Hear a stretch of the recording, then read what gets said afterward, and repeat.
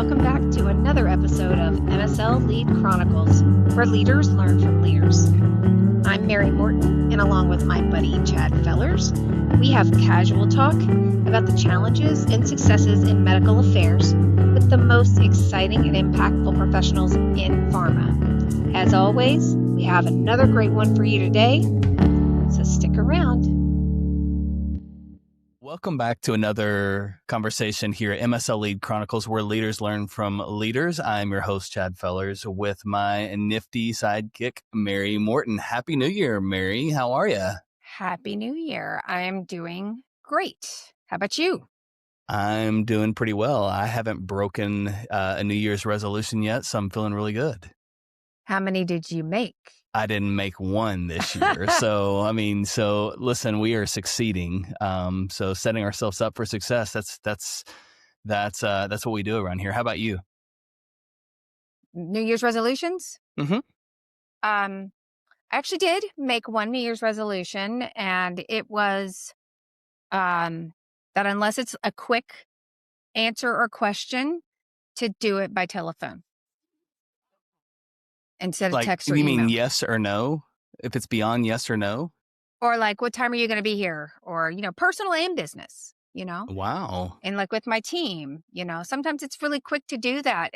But I don't want to lose the human connection. Mm. And so I found myself falling into that trap. And I don't know, it just makes me feel disconnected. So and I have not broken that one yet. I've almost broken it. And then had to say, like, to myself, what are you doing?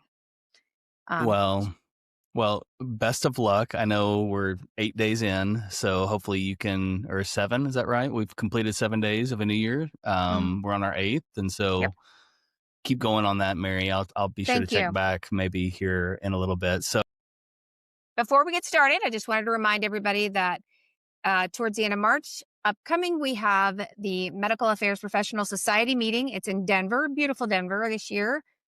There's still time to register.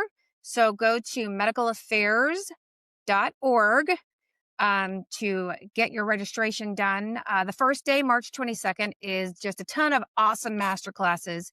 And then March 23rd through 25th will be the main portion of the conference. You do not want to miss it. Why don't you introduce our guest, Mary? I am happy to. So today we are welcoming Nicole Yonkers. Nicole is currently the U.S. National MSL Director for Immunology at Galderma. It is a Texas company, by the way, not Austin, but still in the great state of Texas. Galderma. Yeah. Galderma. Yeehaw. All right. So she has 15 years of experience in the pharmaceutical industry, and Nicole has a proven track record in medical affairs leadership, field team development, and cross-functional collaboration. So her experience includes new product planning, global clinical development, launch excellence, and all of this across multiple therapeutic areas. So neurology, immunology, dermatology right now, so you name it. She has a PhD in immunology, so definitely in the right spot from She's a smart Case. one. Yeah. Okay. From Case Western Reserve. She's very passionate about advancing science and medicines, all to improve the lives of patients. So welcome to the fun little show we got here. Fun show. Yes. Thank you so much for having me. I'm excited to be here today. Yay, me too. As we typically do, we got a few questions to start off. Have a little fun before we get down to business. So the question everybody gets, if you're familiar with baseball, and they've all got walk-up songs. So what would your walk-up song be? So Mary, you gave me a little heads up about this question, and it really inspired me. And I went back and looked at some of your podcasts, and I saw that you have this Dead & Company poster behind you in some of your podcasts, and it's there today, which I'm happy to see that. So I'm choosing a Grateful Dead song as my walk-up song, because I'm a big Grateful Dead fan along with my husband. And we recently went to the Sphere to see them, and it was probably the best concert I've ever seen. I'm so jealous. But Touch of Grey, I think, is my walk-up song for today, because I think it is inspirational in that it speaks to kind of resilience and endless optimism, even when things aren't going well. I love it. Do you know the song, Chad? Yes. Hang on. Mm-hmm. Before you ask any other questions, whoever's listening out there, whether it's field or really leaders, whoever, wow, I'm already blown away by Nicole, how she paid attention to details, right? I mean, she understood the environment and figured out a connection point. So Nicole, way to really kind of just from the very get-go, way to kiss up, whatever it is. I don't know, but it was really good. That is a hard question. I mean, I'm a music fan, and I think like I can go so many directions, right, with music, but seeing that Mary had the Dead and Company, and then you actually had a Steal Your Face t-shirt on, I think, in one of the oh yeah, I probably episodes. So I was like, perfect. That's speaking signs to me there. Yay. My daughter's name is Cassidy. Okay. And she was named after the song, the Dead song.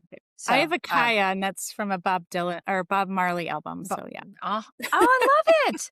Yeah. So she goes by Paige, but her first name's Cassidy. So she's Cassidy Paige.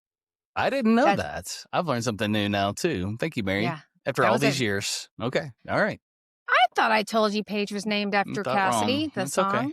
That's all right. I love it. Right. Oh my gosh. How did I not know this? I mean, I guess we're everywhere. Man, you would not believe how many deadheads there are in industry. I mean, I thought I knew them all, but I know one more now. I'm really happy to hear it. Okay. Okay. I actually have a couple more questions for you that I didn't give you a heads up on. And I was thinking about this one because I know I have some of my own, but is there a movie quote that you like that maybe you say a little too often?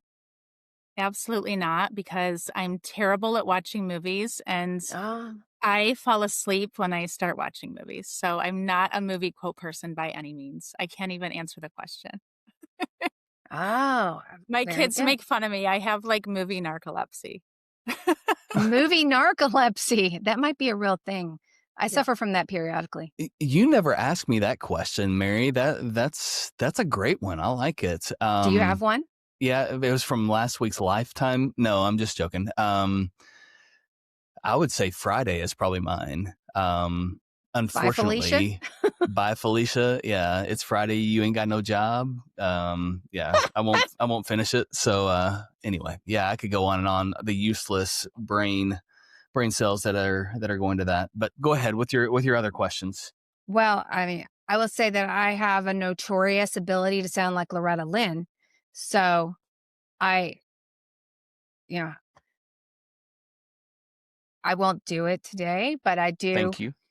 I do repeat a lot of lines from Coal Miner's Daughter. But we'll get to that one another time. So if you don't watch movies, do you have TV shows that you watch? Very few.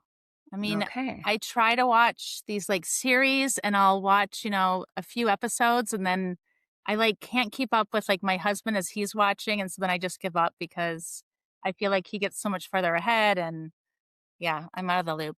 Yeah, that's what happened with me with Queen's Gambit. It's like my husband got way ahead of me, and then I couldn't catch up. I did like that one. She's busy thinking about ways to serve her team, Mary. So you're right. That's you're why. right. That's why. Yep. Well, then my last question, then, because the second question was about TV shows. So my last question is, what is a small thing that reliably will make your day better? If you're having a tough day, like if I do or say or hear or experience this, that's instantly going to make my day better. It's water. So I live right by the coast, and I can kind of walk to a dock where I can go see the water. And that is like the most calming thing to me. And my husband and I are both avid boaters, and we like fishing. And so we spend a lot of our like off time on the water, but that is kind of my, I don't know, soul connection and calming place for sure. Easy. All right. Awesome. Easy and simple. Well, cool. So now we know a lot. We know a lot more about Nicole. And so I'm going to turn it over to Chad to kind of get us kicked off into the business so we can get down to business. Yeah, let's get into it. So Nicole, one of the things as tradition that we do here is we start off with the key takeaways that we're going to be talking about for the rest of the episode. So with that, do you want to share your key takeaways for today? Sure. I think I was kind of thinking in terms of, how do I think about optimizing team performance, and thinking about it more in terms of like long-term view and kind of getting teams organized around a common vision, and what are the kind of underlying foundational principles that help teams optimize their performance, basically. And so I think the three things that I like want to give as takeaway or kind of focus the conversation on today are: the first one being the professional development piece. I've found that in medical affairs, almost everyone is very talented, highly ambitious, like self-motivated. And so making sure that you have strong professional development in place and an organization that like fully supports the professional development of the individuals in medical affairs is crucial. And that is crucial for the team's performance overall, I think, um, because it keeps people engaged and motivated and growing. And then I think the second piece around kind of optimizing team performance that like leads into this is building teams around a foundation of trust, because I think ultimate performance comes when people are collaborating, and they're really not going to collaborate unless they trust each other. And so making sure that the team's foundation is solid in trust is the second takeaway. And then the third piece that is kind of something I've been thinking a lot about in the last 6 months is really this idea of collective intelligence and trying to harness collective intelligence amongst teams. And I read this article that I think it was last fall that I saw in the Harvard Business Review that focused on what they were calling super facilitators, and this idea that you every team needs a super facilitator. But from me, like what I took away is I think there has to be intention behind kind of driving synergy within a team and, harnessing this collective intelligence. And it's not necessarily one person that is a super facilitator, but I think that each individual on the team has a responsibility to um, kind of take ownership in becoming a super facilitator, right? Or gaining skills that build the super facilitation, where you can harness more of a collective intelligence amongst the team. I'm so excited. Are we ready to end the show? I mean, you just gave us a lot of good takeaways already. No, let's we're getting more.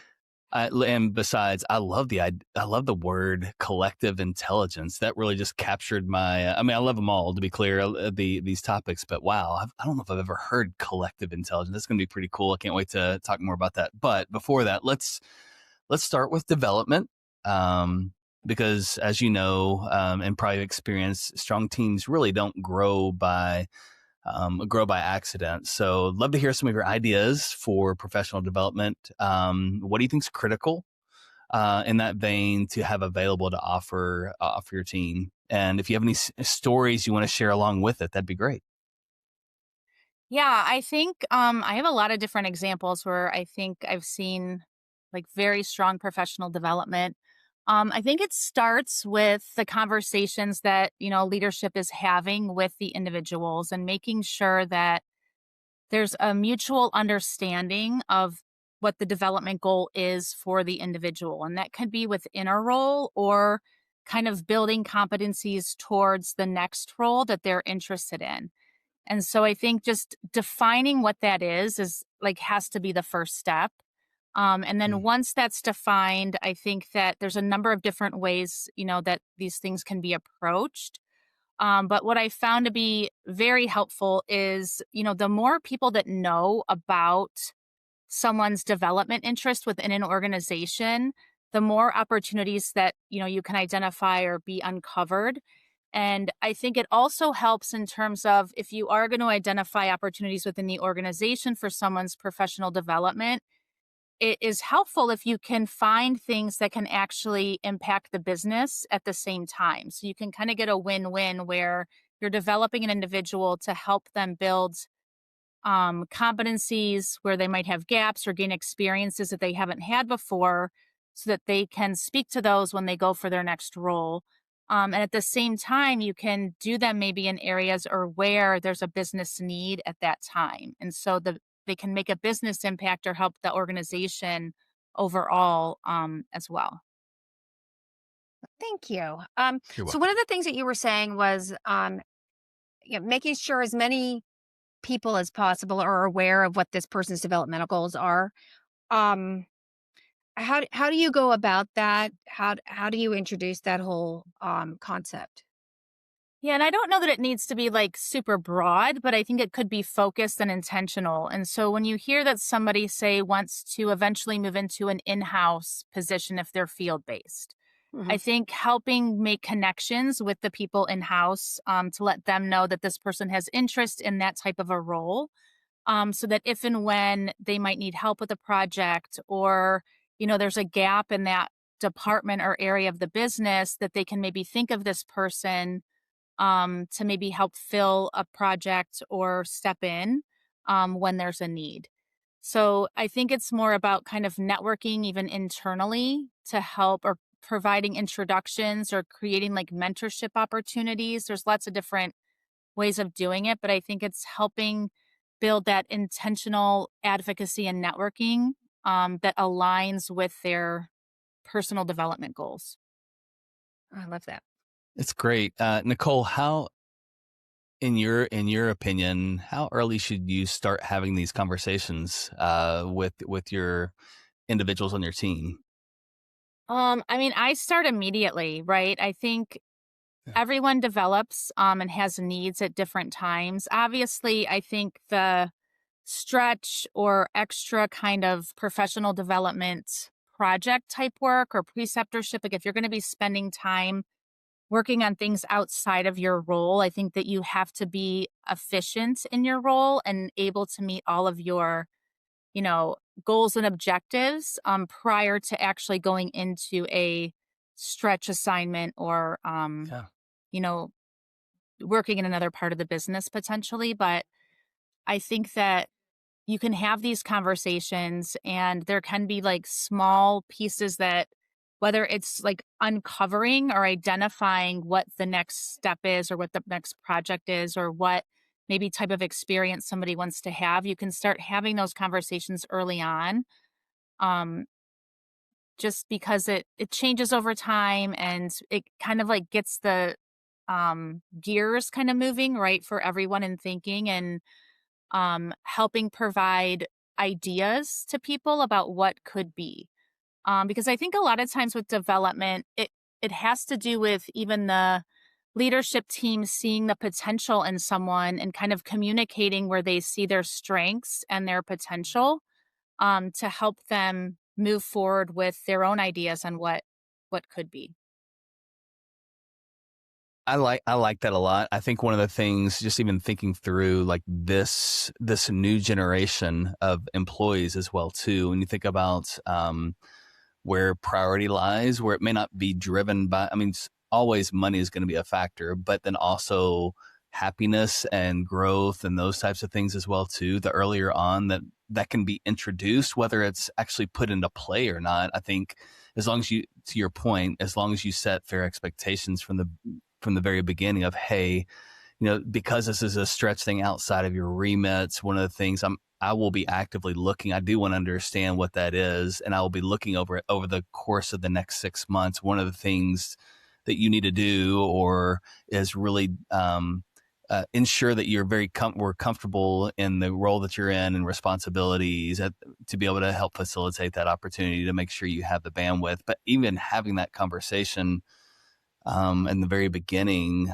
in onboarding, I think is fine. I think you could even, and I've not done this, so Nicole, I'm just brainstorming here, but I mean, what would it look like to even ask that as part of interview questions, right? Like we ask it sometimes, like what's your 5-year vision or what's your to actually take notes of that and keep that for when someone starts. And that could be part of the conversation. I mean, that could just, it's just like just like a KOL that's when you follow up from an engagement and you give them something specific that you spoke about, it really closes that bridge and makes them want to interact with you more and more.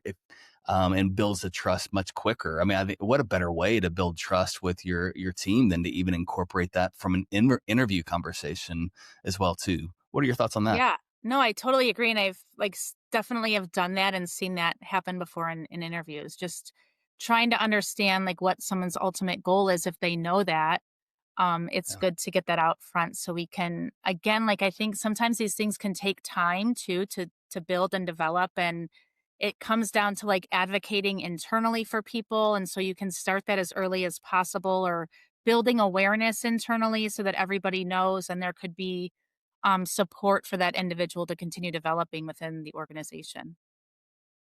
That's interesting because, I don't want to put anybody on the spot, but uh, being the one on the hiring side of things, um, I have a lot of times where that question will be asked in an interview, and the company will come back and say, "Well, this person wants to be a medical director in 2 years. I need an MSL." And it's sort of a double-edged sword because, like, I want somebody who's ambitious, but I don't want them to be too ambitious. And I mean, how do you balance that? I mean, is it wrong to be ambitious in an I interview? Do I you have to personally play don't that think so. down? And I Yeah. think that, again, like, everybody's different, and it's okay if somebody wants to, start out in the field and eventually get into an in-house position role, and communicating that early on, I don't think should be a detriment to them. I think it depends on where that MSL team is and the need for that team. And, if they're looking for a 5-year plan on that individual, which, you know, I, this industry can be, there's no predicting 5 years out necessarily. That's for So sure. Yeah. it's Yeah. not, I don't know that that's fair to, like, hold that against somebody if that is their ultimate goal. I think it's better to take it as, we appreciate that and we'll do everything we can to help you build towards that, right? Not guaranteeing that's going to happen in 2 years, but Yeah. yeah, help them build those competencies to get there. I think Mary, that's a great it's a great opportunity as you are having, or your team's having conversations, right? I think it's all how you communicate it, to Nicole's point, right? If you're pre-launch and I need somebody that wants to be committed to it for 3 years or so, and continue to succeed. Obviously, if there's opportunity, my goal is to advance my people, but I want someone that's committed to the company, because likely if they're gonna share that vision, they're pretty Mhm. driven, and they realize they're gonna have to perform in their current role to even be considered for something down the road as well too. So maybe it's just the way, how we phrase things in that, in an interview. Yeah. Going back to talking about the development opportunities, I'm just curious what your thoughts are about this. About um, you're talking about development opportunities to help somebody get onto the path that they've already kind of decided they want to be on, or that you guys have collectively decided that this person should be on. What are your thoughts around giving developmental opportunities to people who have a gap, or like to hoping, like, maybe they're lagging behind on one thing, um, and you want to give them an opportunity to rise to the occasion, or maybe they're kind of always in somebody else's shadow or whatever. I mean, not like negatively or intentionally or whatever, but um, what do you think about giving an opportunity to someone so that they can rise and show what they can do? Yeah. No, I think that that's huge. Like, even these, project management, or having like giving a project or a priority to them that has, visibility within the organization. To your point, like, if they've been overshadowed, I think that that's a huge part of leadership and people management, and understanding where those um, gaps may be, and helping that individual communicate that. I think there has to be a balance, though, in terms of, being direct and giving feedback with people where there's opportunity for growth and development, but like also kind of like leaning into where their strengths are. Because I found that, like, when you try to focus too much on maybe where there are competency gaps and you don't focus enough on the strength, then you're kind of lose, or you can miss out on what they could like where they could be thriving and excelling, if you focus too hard on what the weakness, I guess.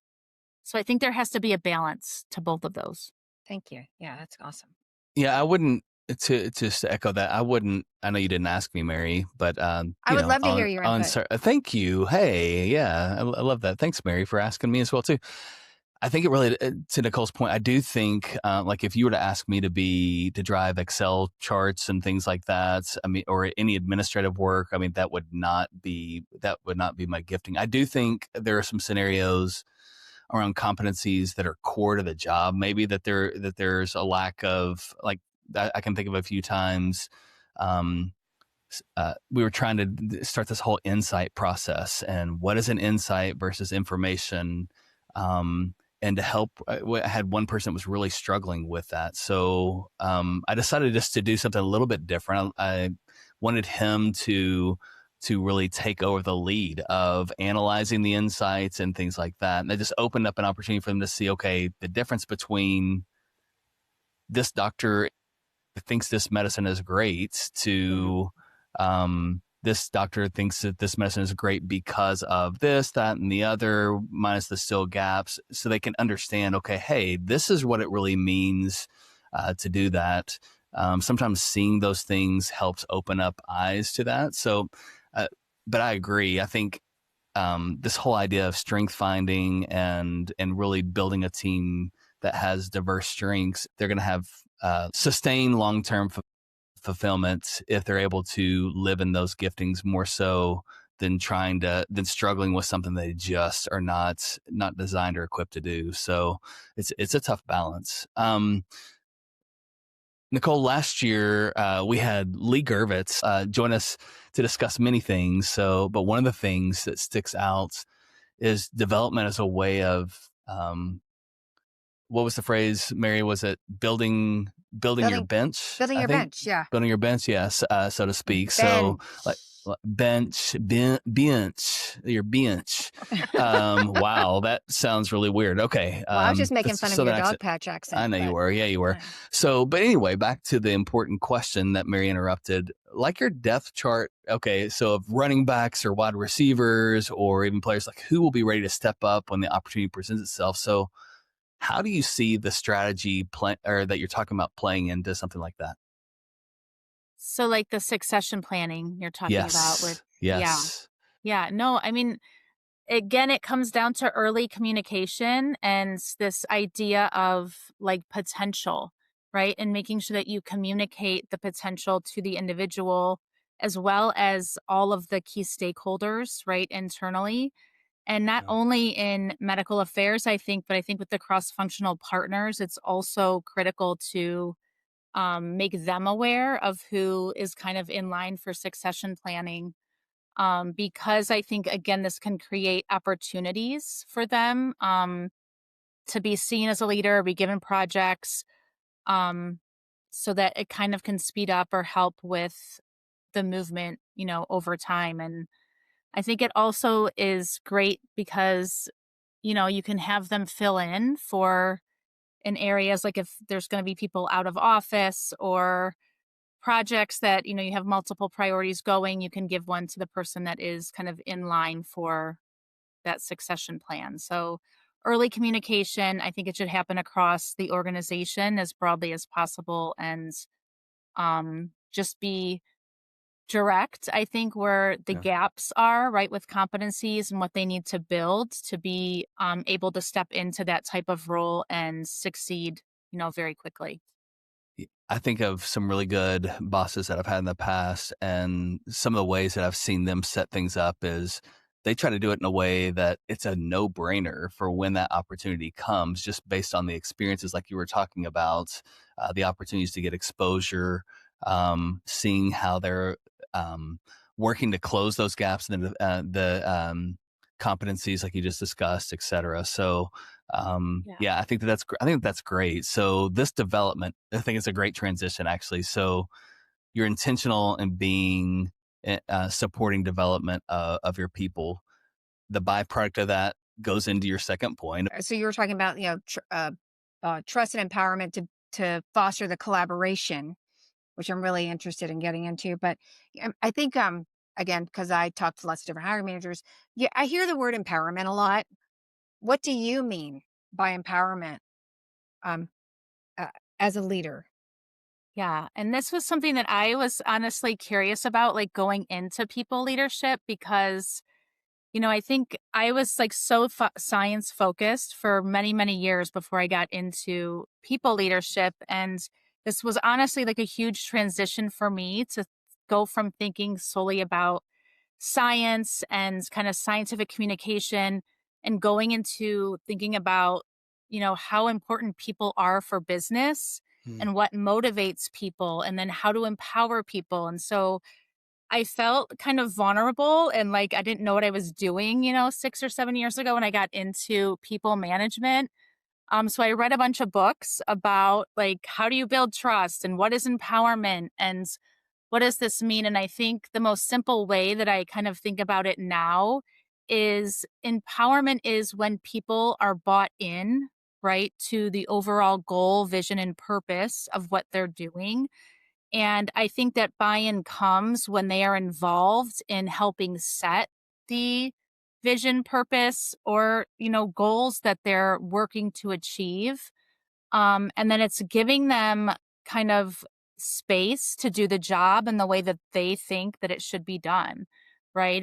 It's giving them areas to make decisions and maybe make mistakes and learn from those mistakes, and just having room in their role to complete the goals and objectives, is really how I think about people feeling empowered. Nicole, you're speaking my love language in many ways, right? So thinking about That was a servant beautiful leadership. definition too. Yeah, I Yeah, mean, it's I am really a good. servant leader as well, like naturally lean that way. Yeah, that's good. I mean, that's good. I mean, granted trust and creating a sense of ownership and all of those things, assuming positive intents. I just hear that in how you're shaping a lot of this.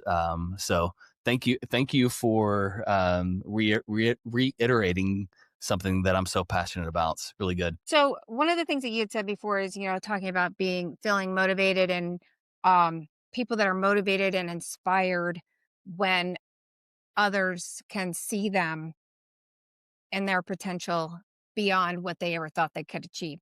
So, do you have like a real world feel good example of when you've actually been able to witness this? Tell me about a time, Nicole. It honestly comes from my own experience, right? And like when I think about like what are the best leaders that I've ever had, and I think it's really when I have been in, under leadership where they help me see my potential even beyond what I could envision.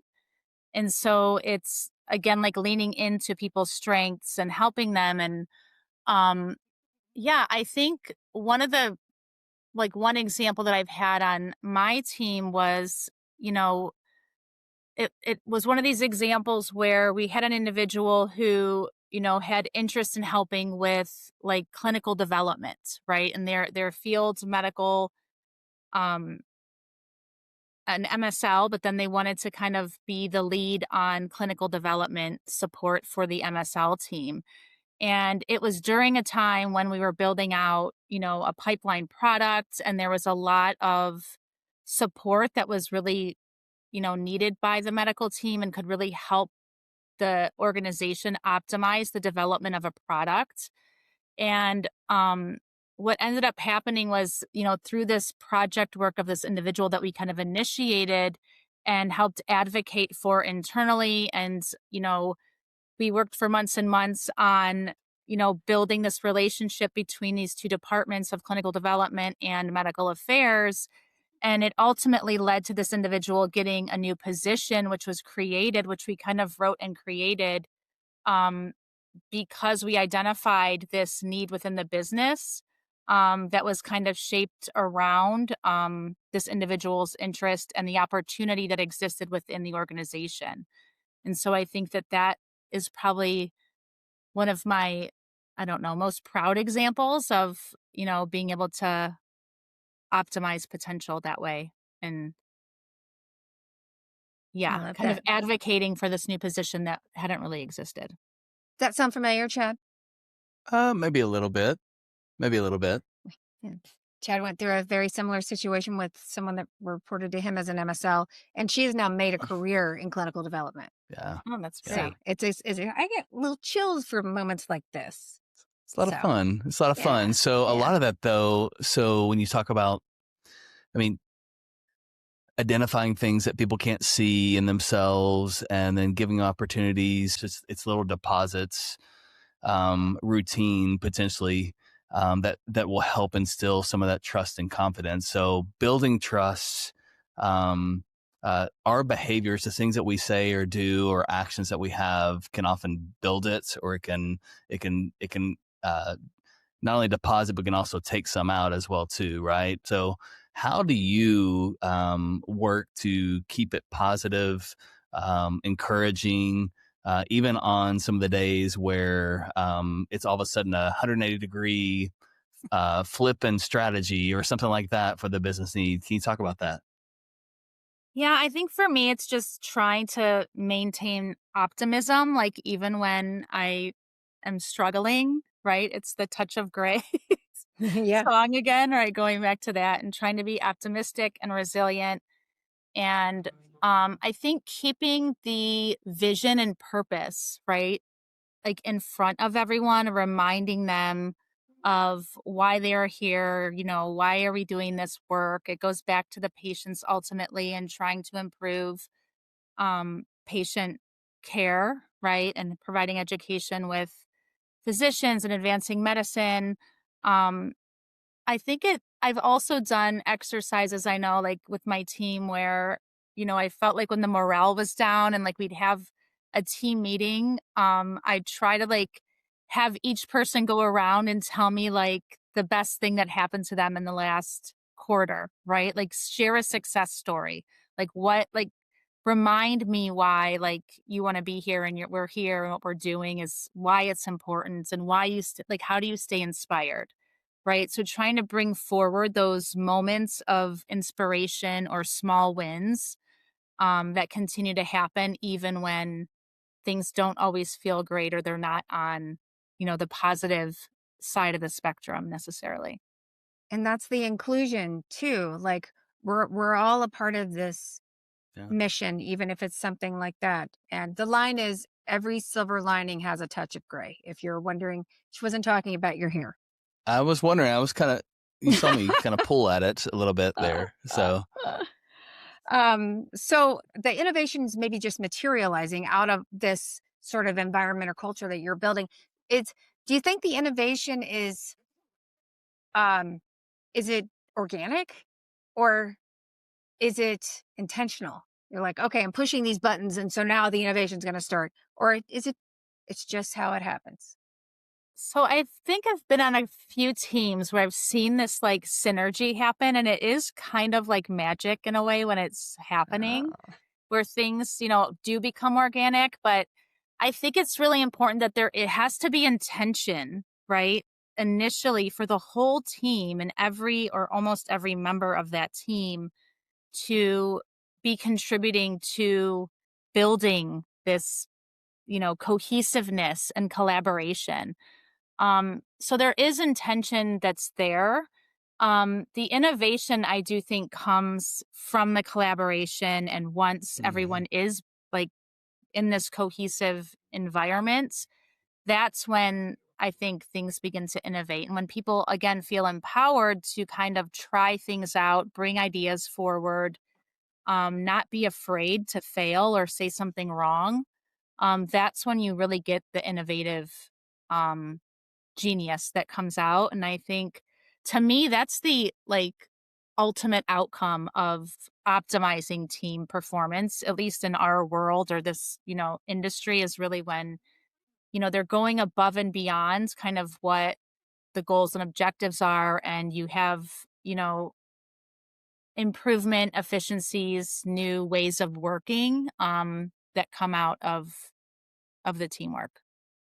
I think there's a direct correlation between psychological safety and innovation in many ways when it comes from a team perspective. The more secure they feel that they can share ideas, and they're not going to be looked upon like that's strange, or we've heard this before, or that's horrible. That'll never work. Right, that'll never work, or that's too forward thinking, or we just don't do that around here. I mean, those types of things can destroy that really easy. And so I think there is intention too. I'm thinking about this a little bit more in terms of like organizational like planning and like resourcing. Yeah. And I think it's like we've done, innovation challenges, and I've seen really cool ideas and, new ways of working or resources come out of those types of challenges. And so I think the intentional piece can be very helpful as well. That's great. Making sure it's resourced. Yeah. Yeah. So now what I've been waiting to hear and learn more about is this, the collective intelligence and the super facilitators, so I've heard and read about, the concept of collective intelligence versus individual brilliance. Which I guess if we've read all the same things or some of the same things, we've probably both come across that. But I'm dying to hear all about all of this. I don't know that I know all about it, but I could tell you what I've been thinking. I've been inspired by it, right? Like it's an article I think I've been inspired by. And I don't know why, like this is like stuck with me, this one article. I'm thinking of a couple of things. So I love basketball. Like I've always loved the NBA. And I think the article uses, is it Chris Paul, as the example, right, of the super facilitator, because he, transitioned, I think, to 4 teams, over his career. And within a couple of years, each of those teams like ended up achieving their best record ever. And so I don't know if it was the NBA kind of example, because I like basketball. That kind of spoke to me. But then I think it's also just in terms of like trying to bring like my current team right to the next level of performance and trying to optimize what we're doing on my current team right now, and thinking through what can I do to help try to facilitate that and get them all intentionally involved in working towards this goal. And I think that was kind of a simple takeaway for me in terms of like there were 3 things that stuck out that this article spoke to kind of gain skills that can help enhance like collective intelligence within a team. And I think it's this idea of attunement where I think the team is synchronized, and so everybody having just awareness and understanding of each of the individual team members, kind of meeting them where they are, having some sort of, empathy across the team. There has to be really strong communication. So everyone should be talking and communicating on a regular basis, open communication across the team. Very straightforward. It seems like something that's so simple, but I can tell you, I think on field teams, people do get, stuck in just driving towards their own goals and meeting their own objectives, that I think it can, become a challenge at times to kind of keep in tight communication with everybody across the country on your team. So being intentional about maintaining open dialogue. And then the third piece, I think, was really about, kind of giving room for everybody to speak and diversifying kind of share of success, and making sure that everybody celebrates the small wins, whether it's yours or someone else's, as well as the big wins. And I think when teams are kind of attuned, they're communicating, they allow room for each individual to have a successes, then I think that's kind of the foundation of this super facilitation and ultimately driving collective intelligence. And I think that I like this collective intelligence like frame too. And it might be because of like AI is coming or AI is here and we have to compete with AI. And, like as humans, we're never going to be as as strong as the AI machine, but maybe collectively we can do better than we can obviously individually. I love it. You love it. I do. It's really, it is good. I'm thinking just even, how do we even, because these words are called like facilitators versus a project manager. Like, so is there even opportunity to create an environment to where maybe the person that's assigned the task is helping facilitate the creation of it, where they are in charge of not doing all the things, but then making sure, having an idea and understanding what needs to be done, but then how do you teach them to empower others even to help achieve a goal too, right? So there is some individual accountability, but I think that's one of the biggest struggles I had, Nicole, transitioning immediately from individual contributor to leading a team, is trying to do everything myself or all of these types of things versus learning to trust and to build up other leaders as well too. And so it's a way that if someone is interested in people leadership, potentially, like, how can they think about doing this beyond just completing the task, but how can they make sure that the task comes together through the support of others, and then they get to brag on others as well too, and then you get more buy-in and drive and all those types of things as well too. So just a little bit of a different angle about that, potentially, just depending on what the actual final goals are of the individual or even of the team. So, well, I think also with her example about Chris Paul is you were talking about action things, but I think and so maybe his being a super facilitator and at his first team or maybe even his second team was a little bit more active, but I think down the line it became inspirational. Some people who lead without having to tell people I'm the leader. Yeah. So that's pretty cool.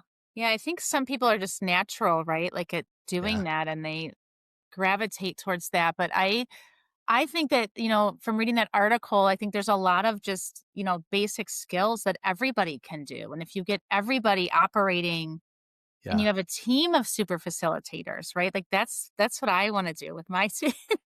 Yeah. Force to be reckoned with right there. I mean, I think super facilitators and that whole concept of collective intelligence versus individual brilliance could be an entire discussion. So maybe we can reserving. Maybe we can even drop the link or something that potentially to that article. I don't know if that's something we can do. That would be great. I think that may promote more active discussion. And Nicole, we may actually want to have you back to do more of a deeper dive into that as well too down the road if you're willing. Nicole, as we get ready to wrap things up today, any additional or final things you want to leave with our listeners? I think be a super facilitator.